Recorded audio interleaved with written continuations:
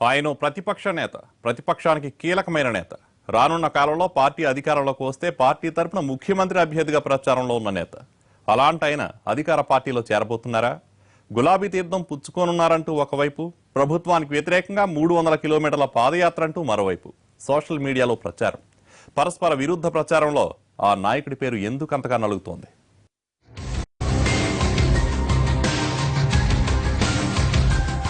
Mallu Bhatti Vikramarka, TPCC working president. ముఖ్యమంత్రి కేసీఆర్ దృష్టిలో విపక్ష పార్టీ నుంచి మరోసారి గెలిచే నాయకుడు కూడా. తెలంగాణ సీఎం సర్వేలో భట్టికి మంచి పట్టుందని తేలిందట. ఆ విషయాన్ని స్వయానా ఆయనే చెప్పారు. అయితే ఇప్పుడు మాత్రం సోషల్ మీడియాలో భట్టి గులాబీ పార్టీలో చేరే అవకాశాలున్నాయని జోరుగా ప్రచారం సాగుతోంది. కాంగ్రెస్ లో గట్టి ఆధిపత్యాన్ని ప్రదర్శించే ఓ ప్రధాన సామాజిక వర్గంతో ఆయనకు పడటం లేదని, అందుకే పార్టీలో ఇమడలేకపోతున్నట్లు ఆ కథనం ఉంది. దళితుల వ్యవహారం, నేరేళ్ల ఘటనపైన ఆయన అంతగా స్పందించనది అందుకేనన్నది మరో ప్రచారం.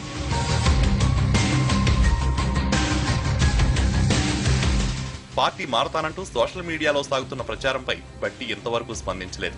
ఆయన అనుచరులు మాత్రం దీని మీద మండిపడుతున్నారు. భట్టి టీఆర్ఎస్ లో చేరనున్నారని సోషల్ మీడియాలో వచ్చిన కాసేపట్లోనే ఖమ్మం నుంచి హైదరాబాద్ కు తమ నాయకుడు పాదయాత్ర చేయనున్నట్లు భట్టి అనుచర వర్గం కూడా సోషల్ మీడియాలో ప్రచారాన్ని అందుకుంది. ప్రభుత్వం దళితుల మీద వివక్ష చూపుతోందని, దళితులకు అన్యాయం చేస్తోందని, దీనికి నిరసనగా ఈ నెల 15 నుంచే భట్టి పాదయాత్ర చేపట్టనున్నట్లు ఆయన అనుచరులు చెబుతున్నారు. భట్టికి నియోజకవర్గంలో ఆదరణ పెరుగుతోందని, నియోజకవర్గంలో టీఆర్ఎస్ కార్యకర్తలు కూడా కొన్నాళ్లుగా కాంగ్రెస్ లో చేరుతుండటంతో అధికార పార్టీ నేతలు పనిగట్టుకుని ఇలాంటి ప్రచారానికి తెరలేపారంటూ భట్టి అనుచరులు సోషల్ మీడియాలో తమ వాదన ప్రచారం చేసుకుంటున్నారు.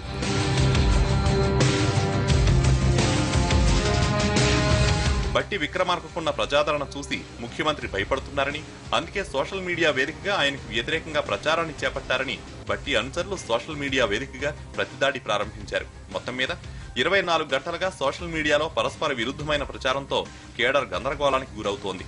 ఏ వాదనని నమ్మాలో ఎవరికీ అర్థం కావడం లేదు. కేడర్ చెబుతున్నట్లు భట్టి పాదయాత్రకు శ్రీకారం చుడితే గాని ప్రచారానికి తెరపడేలా లేదంటున్నారు.